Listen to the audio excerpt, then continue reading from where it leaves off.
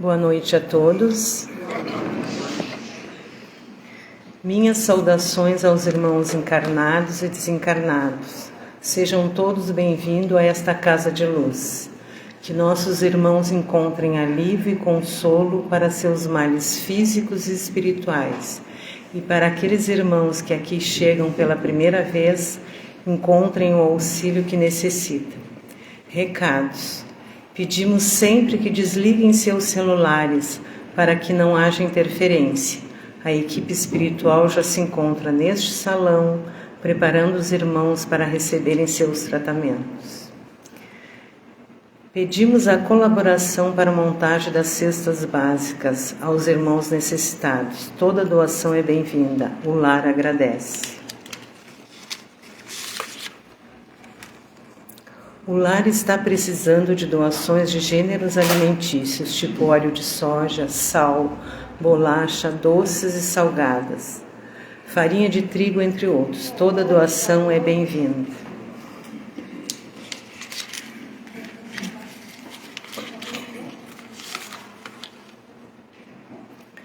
Curso de cabeleireiro e manicure, início dia 14 de abril de 26, das 13 horas e 30 minutos às 15 horas e 30 minutos. Inscrições com jubileta ou valquíria. Curso de pintura em tecido, crochê e tricô, todas as terças-feiras das 13 horas e 30 minutos às 15 horas e 30 minutos. Inscrições com Iara ou Noêmia.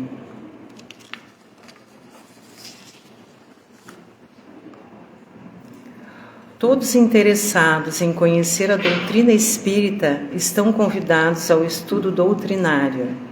Segundas-feiras, à tarde, das 13 horas e 30 minutos e à noite, às 19 horas e 30 minutos. E aos sábados, às 16 horas.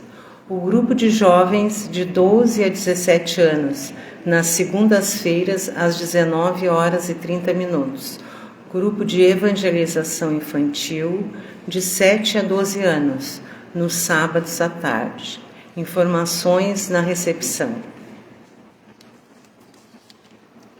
Vou ler um trechinho do Evangelho segundo o Espiritismo.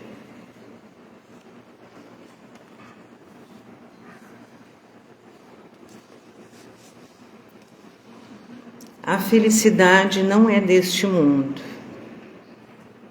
Paris, 1863. Não sou feliz, a felicidade não foi feita para mim, exclama geralmente o homem em todas as posições sociais. Isto, meus queridos filhos, é a maior prova de que está correto o ensinamento de Salomão no livro de Eclesiastes, no Velho Testamento, que diz: a felicidade não é deste mundo. De fato, nem a fortuna, nem o poder, nem mesmo a juventude são condições suficientes para se obter felicidade. Nem mesmo a reunião dessas três condições tão desejadas dá ao homem a felicidade. Várias vezes escutamos, nas classes mais privilegiadas, pessoas de todas as idades lamentarem-se amargamente da condição em que se encontram. Que assim seja.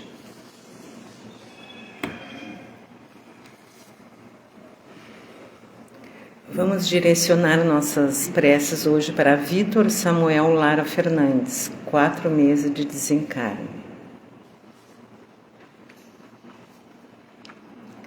Vamos elevar o pensamento a Deus, colocando em nossa tela mental tudo aquilo que aqui viemos buscar, abrindo a mente e o coração para que estejamos receptivos ao tratamento.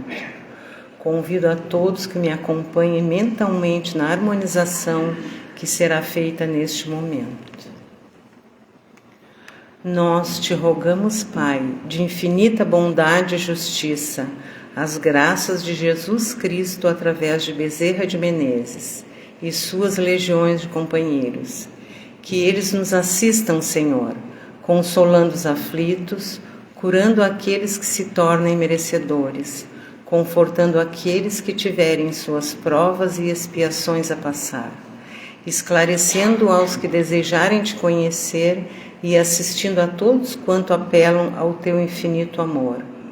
Jesus, divino portador da graça e da verdade, estende tuas mãos dadivosas em socorro daqueles que te reconhecem.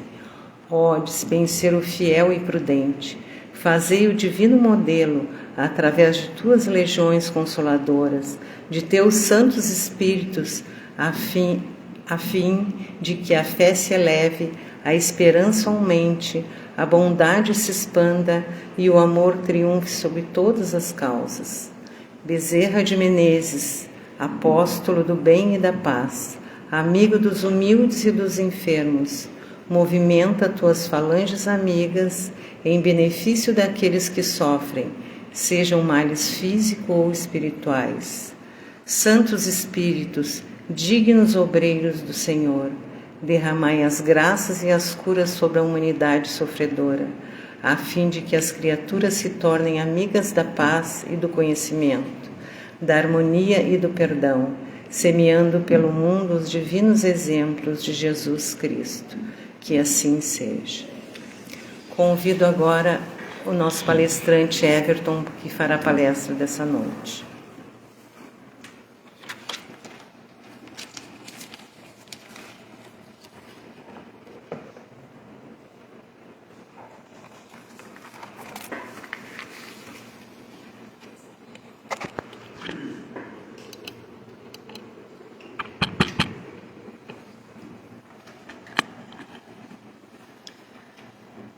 Irmãos e irmãs encarnados e desencarnados, uma boa noite. Sejam todos bem-vindos a esta casa de luz. Eu sei que todos tinham um propósito para vir aqui, né?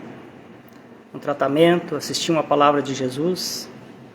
Sintam-se todos abençoados, porque nesse momento essas bênçãos de boas vibrações, de curas, de acalentos, está caindo sobre todos nós. Inclusive os nossos irmãos que estão do outro lado da vida também recebem essas bênçãos. Numa noite de quinta-feira, um tempo nublado, mas estamos aqui na Seara do Cristo, trabalhando na nossa evolução. Estamos aqui nesse plano de provas e expiações, entrando para a regeneração, para que a gente possa nos melhorar, ser melhor amanhã do que hoje. E para nós, este caiu na introdução do Evangelho, algumas coisas para esclarecer de como é o Evangelho segundo o Espiritismo. Então tem algumas palavras, algumas mensagens do Evangelho, que tem algumas palavras diferentes que eram escritas naquela época, né? No tempo da sociedade judia, né? Então tem algumas palavras que no primeiro momento para nós parece que não tem sentido. Claro, no momento atual, muitas vezes a gente fica pensando, mas isso aqui... Jesus já falava por parábolas, algumas coisas faziam sentido naquela época, então a gente tem que procurar se inteirar de tudo isso, estudar, buscar conhecimento para a gente entender o que Jesus quis nos passar nesses ensinamentos. Já tendo para nós mesmos sentido, algumas palavras foram frequentemente mal interpretadas. Veio ao longo de todo esse tempo, em várias línguas foram traduzidas e aí vai se perdendo muitas vezes o sentido daquelas palavras. E no primeiro momento nos parece estranhas, mas ao longo da leitura do Evangelho, na introdução de todas elas, a gente vai entendendo como isso foi evoluindo. A primeira ali seria os samaritanos, depois os nazarenos, os publicanos, os portageiros, os fariseus, os escribas, saduceus, os essênios e os terapeutas.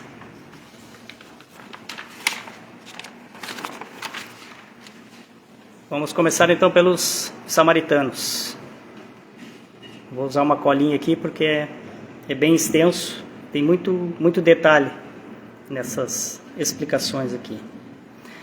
Após o cisma das 10 tribos, ocorrido no ano de 930 a.C., após a morte do rei Salomão. Então foi feita uma divisão do reino de Israel. E aí ficou o reino do norte de Israel e o reino do sul. E aí ficaram tribos divididos nesses dois reinos.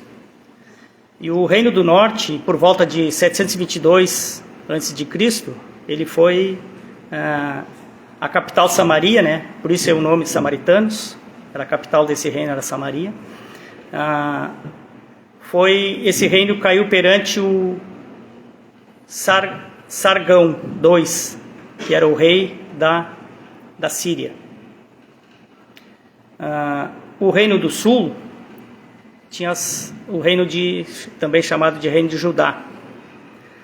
Então a Samaria se constituiu a capital do reino descendente de Israel, destruída e reconstruída várias vezes. Eles viviam sempre em guerras. Não é muito diferente de agora, que aquela região também vive nesses conflitos em nome da religião. Claro, tem hoje os interesses materiais, mas existe uma guerra em relação ao nome da religião, em função da terra prometida e outras coisas mais. E ele tornou-se, sobre os romanos, Samaria, uma das 4 divisões da Palestina.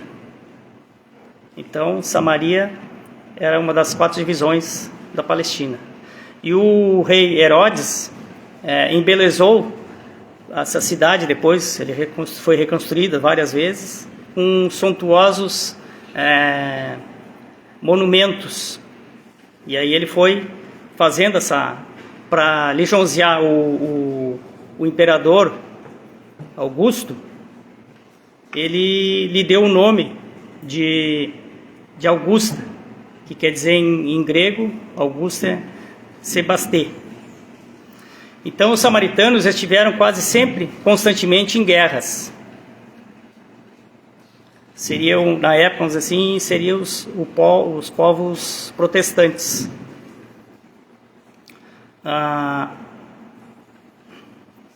Com os reis de Judá, que eram os 2 reinos que teve essa separação, né? Então eles viviam sempre disputando essa terra.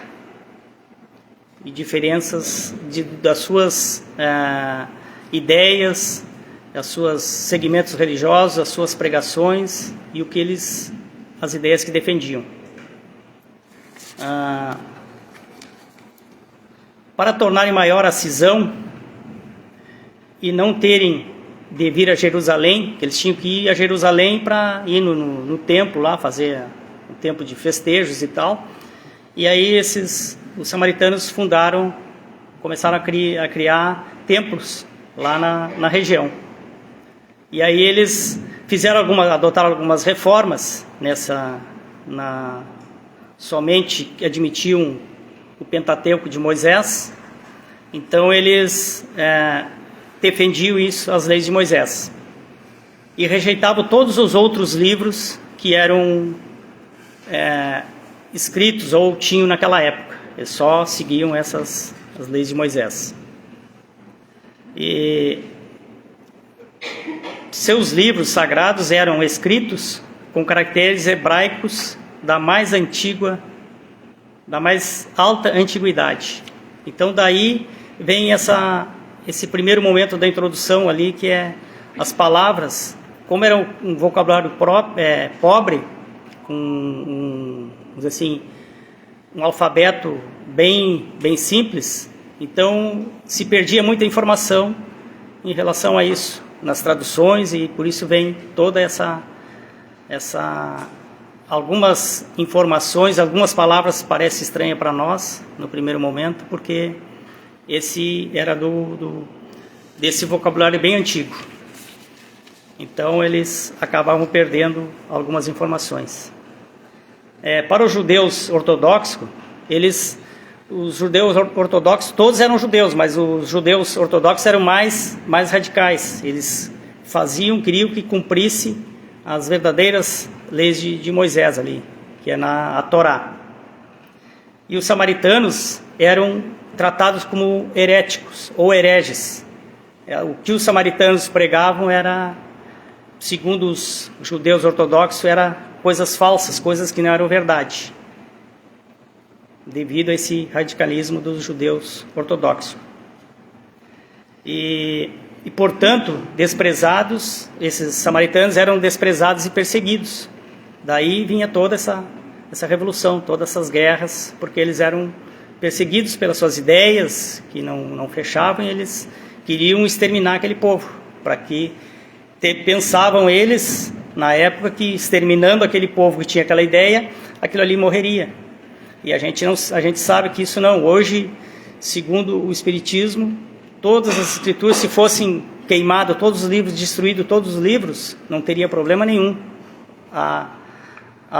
O mundo espiritual ia estar aí para nos informar. Não é só o que está escrito. Isso está tudo na parte espiritual, que veria tudo isso de novo. Não é uma coisa material, que vão destruir os livros e vai terminar as ideias. Isso está no plano superior. E o antagonismo por fundamento único divergia das opiniões religiosas, se bem que fosse essas opiniões religiosas, a origem era a mesma, mas um seguia uma linha e o outro seguia o outro, mas a origem era a mesma. Mesmo assim, eles se consideravam antagônicos.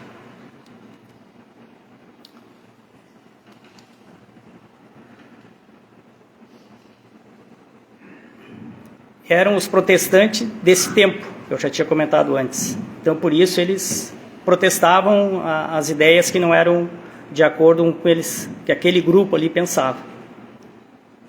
Ainda hoje se encontram samaritanos em algumas regiões do Levante, particularmente em Nablus, é uma cidade palestina localizada no norte da Cisjordânia.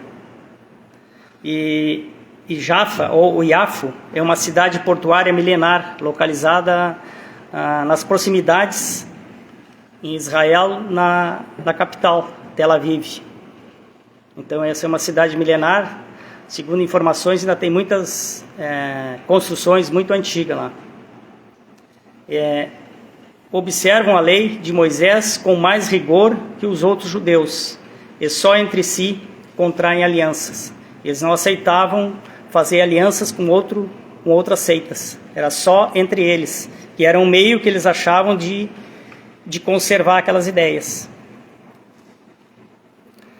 Aí agora vem os nazarenos, nome dado na antiga lei aos judeus que faziam voto perpétuo ou temporário de guardar perfeita pureza.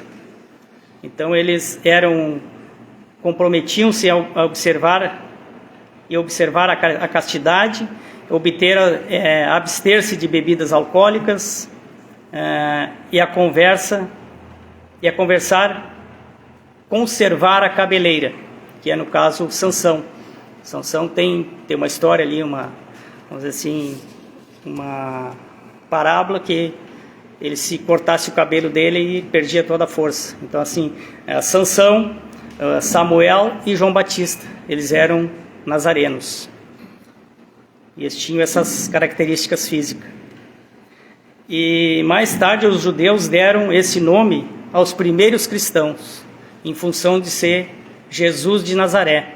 Então, os primeiros cristãos eles chamaram de nazarenos. Também foi a essa denominação de uma seita herética dos primeiros séculos da era cristã.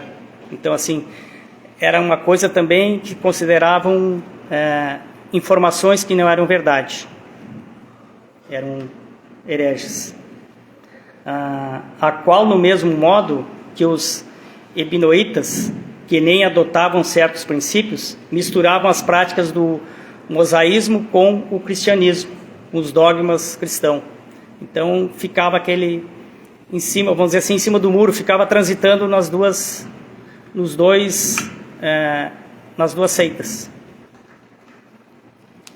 E essa seita, no caso os nazarenos, desapareceram no quarto século. E agora vem os publicanos. Os publicanos, a gente já tem algumas coisas que vêm de república, vêm da parte material, eram os cobradores de imposto. Eles eram considerados de má vida, porque os judeus nunca concordaram com essa cobrança de impostos que tinha. Eles sempre eram contra isso, mas existia isso no Império Romano, e na antiga França também existia essas cobranças de impostos. E esses eram considerados de má vida porque eles eram inescrupulosos, que cobravam impostos e enriqueciam e não davam muito valor para as pessoas. Eles queriam juntar aquelas riquezas, e aí muitas vezes essas riquezas eram de uma aquisição duvidosa, fosse uma corrupção, alguma coisa desse tipo. Então, naquela época, eles eram considerados não eram bem aceitos porque eram cobradores de impostos. E aí tem até tem uns ditados aí que é ávido que nem um publicano, rico que nem um publicano, que eram ditados da época, e a gente usa às vezes até hoje, tem algumas coisas que se perpetuam até agora. O nome publicano se estendeu mais tarde a todos os superintendiam os dinheiros públicos aos quais agentes subalternos. Hoje o termo tem sido pejorativo. Então essas coisas dos publicanos, eles hoje, na época ali, era considerado pejorativo. Os judeus mais dificilmente aceitavam.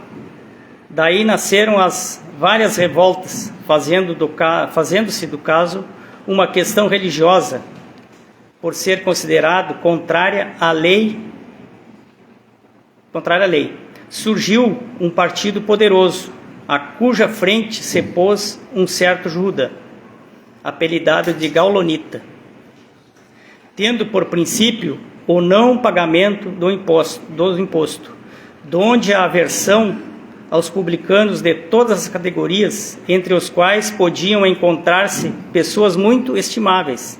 Mas se essas pessoas estimáveis estivessem próximo deles ou estivessem trabalhando para eles, elas eram consideradas também de má vida. Então era uma coisa radical assim, para extinguir mesmo aquele tipo de pensamento, aquele tipo de época, de ideia na época. Então isso aí causava muitas revoluções, muitas revoltas, e eles não eram bem aceitos na sociedade. Mas que suas virtudes e suas funções eram desprezadas, assim como os que com elas mantinham relações, as quais vinham atingindo pela mesma reprovação. Os judeus de destaque consideravam um comprometimento ter com eles uma intimidade. Então, se eles se aproximassem, eles iam se comprometer com aquelas ideias, aquelas coisas que eles faziam, que no momento os judeus achavam errado. Então, se eles se aproximassem, eles iam se achar comprometidos ou cúmplices com aquelas coisas que não eram aceitas por eles. E depois é uma segunda linha dos publicanos, que os portageiros, né, eram os que cobravam pedágio nas entradas dos muros da cidade, nos portões da cidade. Tinha os portageiros que também cobravam o pedágio para acessar aquela cidade, acessar aquele local. Também eram repudiados da mesma forma que os publicanos. Eles cobravam para as pessoas entrar naquele local. Então eles tinham também essa reprovação pelos judeus. Essa razão que por no Evangelho se desperta frequentemente com a palavra publicano ao lado da expressão gente de má vida. Era um termo de desprezo, má companhia e indigna de conviver com pessoas distintas. E aí depois vem os fariseus, do hebreu parush, quer dizer separação.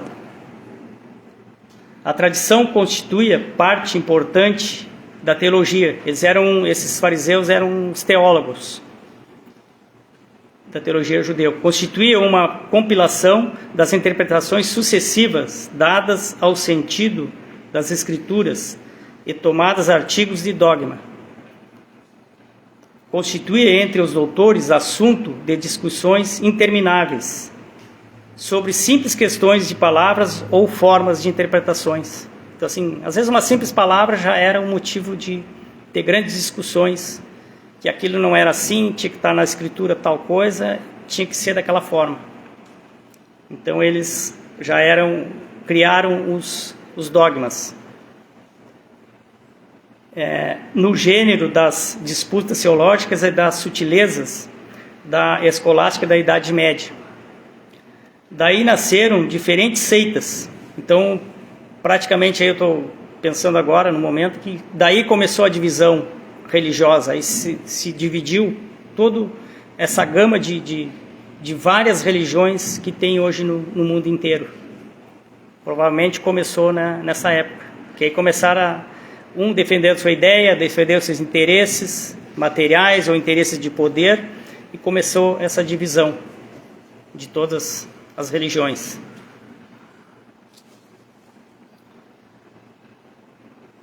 Cada uma das quais pretendia ter um monopólio da verdade, cada uma defendendo sua verdade.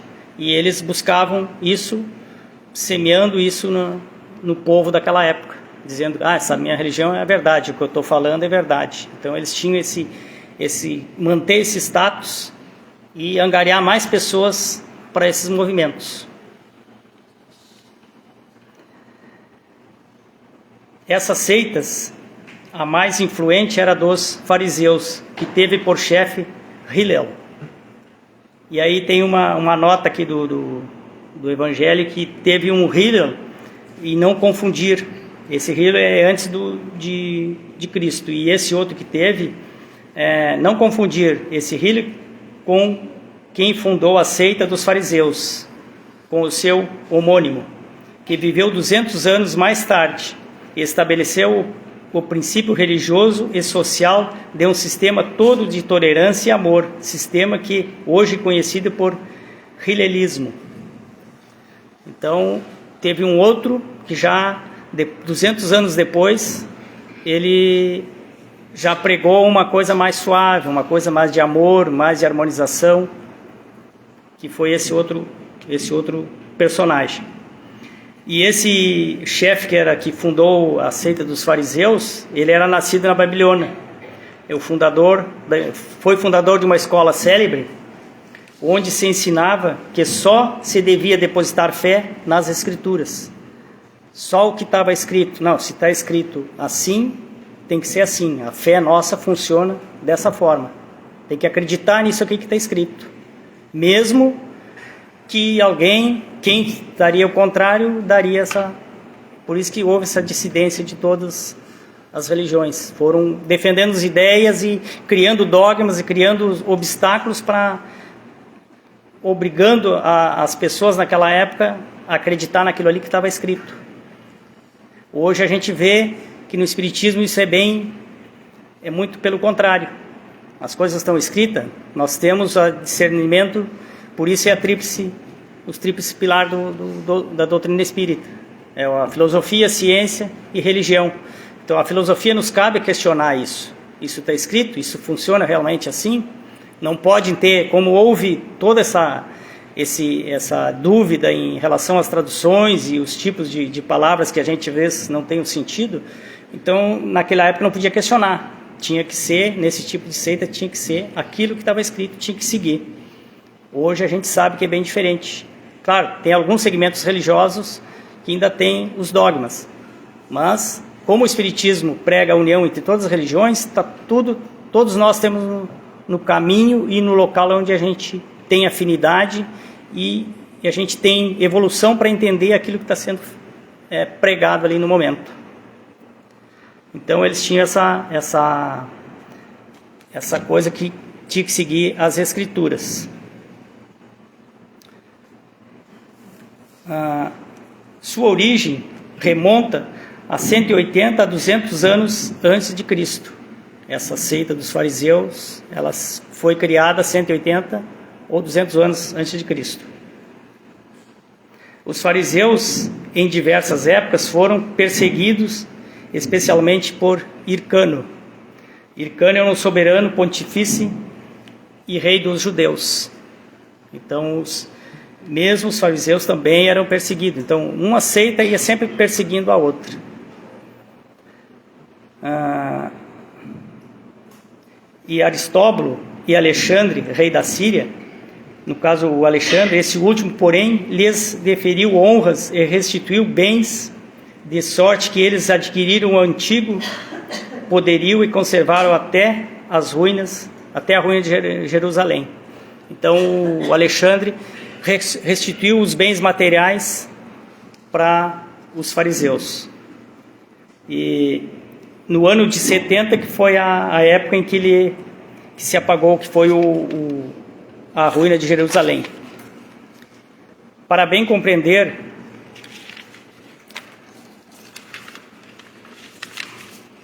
essa passagem, a gente, em sequência da dispersão dos judeus, que aí com a queda de Jerusalém, tomavam parte ativa nas controvérsias religiosas. Mesmo assim, eles continuavam, vamos assim, intervindo e questionando e se infiltrando nessas coisas religiosas. E cumpriu das práticas exteriores do culto. Eles cuidavam mais da parte material, o que era externo. Não cuidavam da parte interior, da reforma íntima do seu interior. Eles só se preocupavam com o que estava escrito, mas o que isso ia trazer de bens materiais, e preocupado com a parte externa.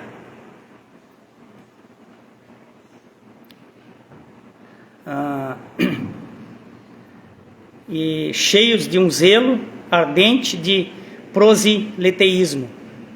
Eles, além disso, essa palavra quer dizer que eles tinham que convencer as pessoas a ser daquela religião, a ser daquele segmento.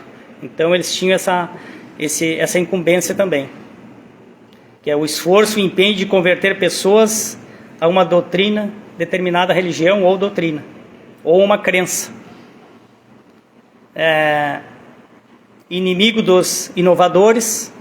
Então as pessoas que chegavam com ideia nova, eles simplesmente isso aqui não tá na Escritura, não pode ser feito. Então eles eram contra as pessoas que queriam inovar, que questionavam, que queriam levar essas coisas para uma outra mudança. E afetavam grande severidade de princípios, mas sobre as aparências de meticulosa devoção. Ocultavam costumes dissolutos, muito orgulho e, acima de tudo, excessiva ânsia de dominação. Então, se eles deixassem as pessoas com aquelas novas ideias, eles iam perder o domínio de todo aquele momento ali. E aí depois tem os escribas, que é o nome dado ao princípio aos secretários do rei de Judá, e acertos independentes. Eles também eram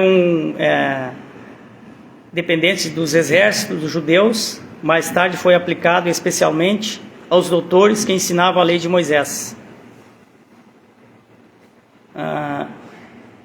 Depois tinha embaixo ali que tem uma passagem interessante aqui, que tinha sinagogas, tinha os templos e edifícios onde os judeus se reuniam aos sábados para fazer preces públicas sobre a chefia dos anciões. E nesses templos, nessas sinagogas, Jesus não era sacerdote, mas ele aos sábados ele conseguia pregar a palavra dele. para poder, naquelas também realizar leituras dos livros sagrados, seguidos de explicações e comentários, atividades das quais qualquer pessoa podia participar. Por isso é que Jesus, sem ser sacerdote, ensinava aos sábados nas sinagogas.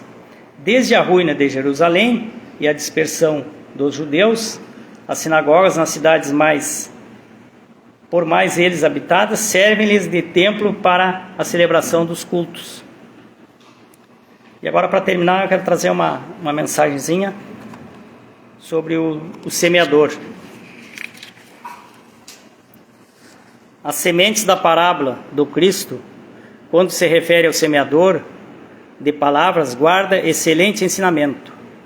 Vendo seu simbolismo sob diferente prisma, podemos dizer que todos somos semeadores. Semeamos paz ou conflito, alegria ou tristeza. Serve apenas para aumentar a tristeza, incentivando a dissolução. Você está vivendo um momento propício para testemunhar a fé em um Deus e a certeza na continuidade da vida. O sofrimento iluminado pela resignação e pela prece transforma-se em força e claridade para todos. Morrer é transferir-se para o além, onde a misericórdia divina prossegue, propiciando oportunidades de reabilitação e progresso. Que assim seja. Uma boa noite a todos.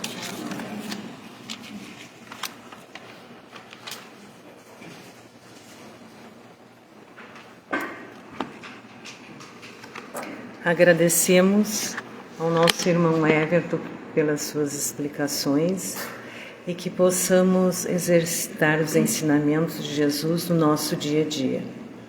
Convido aos nossos médios para dirigir-se às suas salas de trabalho.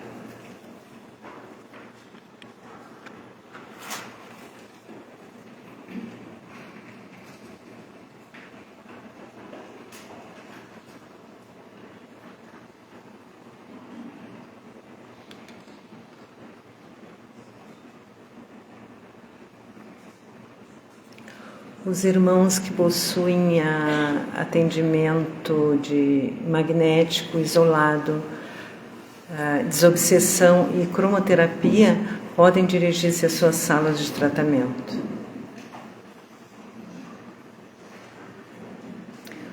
Os irmãos que têm um atendimento fraterno, que é a fichinha vermelha, permaneçam no salão.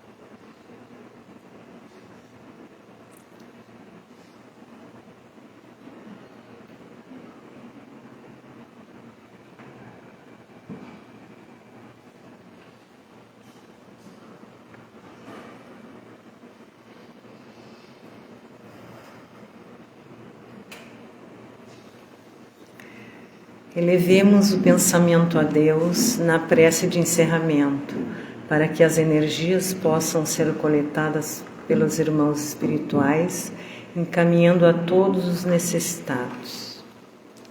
Prece de Cáritas. Deus, nosso Pai, que sois todo poder e bondade, dai a força àquele que passa pela provação. Dai a luz àquele que procura a verdade. Ponde no coração do homem a compaixão e a caridade. Deus, dai ao viajor a estrela guia, ao aflito a consolação, ao doente o repouso.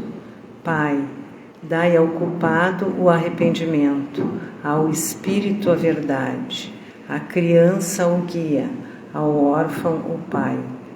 Senhor, que vossa bondade se estenda sobre tudo o que criaste.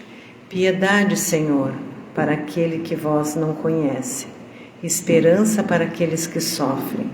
Que vossa bondade permita aos Espíritos Consoladores derramarem por toda parte a paz, a esperança e a fé. Deus, um raio, uma faísca do vosso amor pode abraçar a terra.